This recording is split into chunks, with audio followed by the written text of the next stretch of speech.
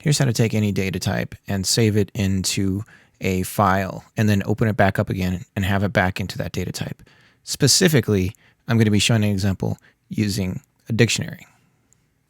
Okay, so we have our new game project, and for an example, I'm just going to be creating a node because I'm not going to be putting anything on the screen necessarily. I'll be using just the debugger output to prove the example. So I've created a script. Again, this is just an example, so I don't really need to do everything necessarily by the book. This is just to prove that it works. So to save files, you're going to use the file class, which is used for reading and writing files. So first thing we need to do is create a dictionary, and I want to put some things in it. So we're going to do a vector vec2, and we'll do an array. And this is all just to prove that this does work. 0, 1, 2, 3. So you can even nest a dictionary in a dictionary. You can also, the values or the, you can put like objects into keys, which is what I was doing. I was using a vector 2 for coordinates, and then I would put a Boolean value of whether or not that was filled in for something I was working on.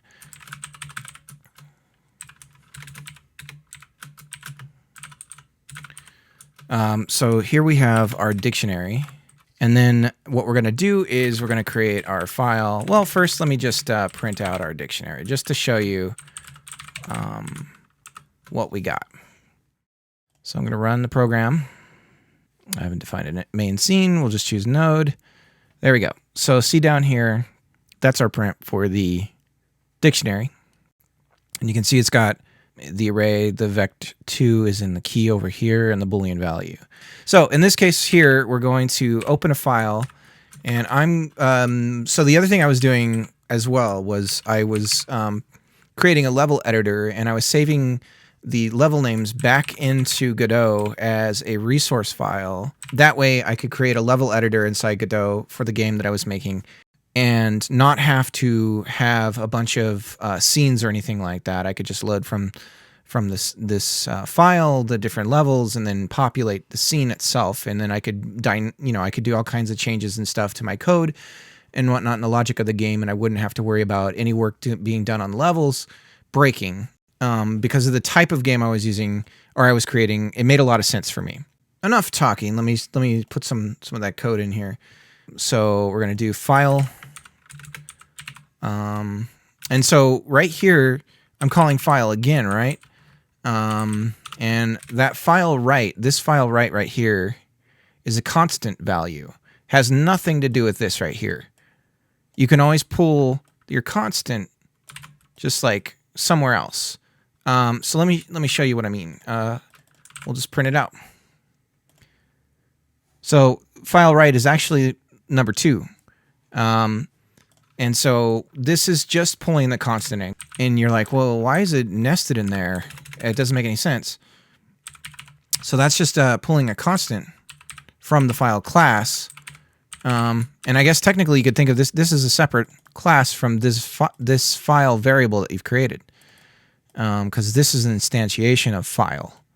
But this, you're just saying, hey, what's your constant?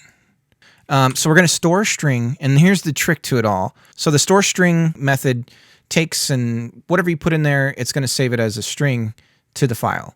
But if we just put dictionary in there, it's not going to do exactly what we want. We got to use a GDScript function called var2string, and this will take our dictionary and turn it into a string. Basically what we saw in that echo earlier. Now we're just going to close the file. And that's that. So what'll happen here when we run it again is we're going to have a new file created in this path inside, because in this instance I'm using this res, which is a resource. So it's going to save it locally into Godot. If we were saving to a user file, we would use user colon. I need to create the folder first because it doesn't exist. So we'll create a folder called level. And let's refresh our program. And now, don't make me a liar. There it is. What does it look like? So I will open it up in a file manager here on my computer. Here it is right here. I'm going to open it with, well, this is, you're going to see everything I have on my computer. This is a little, I feel a little exposed right now here. Visual Studio. Let's bust that out. So that's going to load up here on the other screen I have going on. So there we go. You'll notice too, a dictionary, because it's a key value sets, the order isn't a concern, and so it's stored it in a different order, but that doesn't matter because we call by key. So that's what the file looks like. So how do we load it? This code here saved the file. So I'm gonna cancel all that out. This code here is wherever you're gonna be loading from. So I commented that out to just show that, hey, that works. It saves it, right? But now we need to load it. We're gonna do file.open. Just like before, we're gonna pull the same string. The only difference is we're gonna use the constant of read. So read. Golly, my typing and talking, I'm just not very used to it. Okay, so we're going to read. Now let's throw that back into, this is going to be a new variable called read dictionary. And this is just to prove to you that I am pulling from a new variable. I'm not doing any like tricks.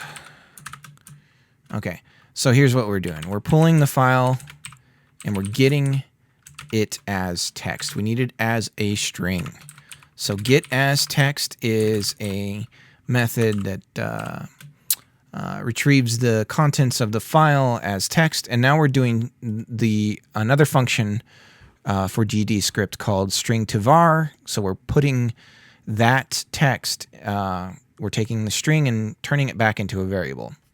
And now we just close out. And I can echo, but I'll do that first. So I'll just print this out in the debugger to show you that, yeah, we've got a dictionary, but the really proof's in the pudding. So let me pull the actual values, right? So we've got read dictionary. Now let's pull the vec2 key, right? So we're going to do vector 2, 0, 1. So this right here is, you can, just like you can call up an array, you can call the key to get the value inside of a dictionary here. So we should get in here we should see true. And there it is. And we can do the same thing here. I've named an array as a key inside of a dictionary, and we'll run it again, and there's our array. So that's the proof right there. So we're loading the contents of this file. We don't have to do anything extra. We don't have to do any to.json and do any converting the values of an object and then put it into something that's friendly there. So here's some caveats that I would suggest avoiding. So the kinds of things that I would only recommend for saving to a file using this method are the things that Godot supports as variant types. So if you're trying to save your own custom objects, I would strongly discourage that.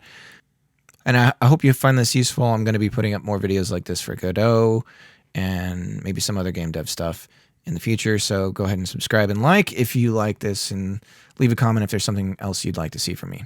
Thanks, and have a good one.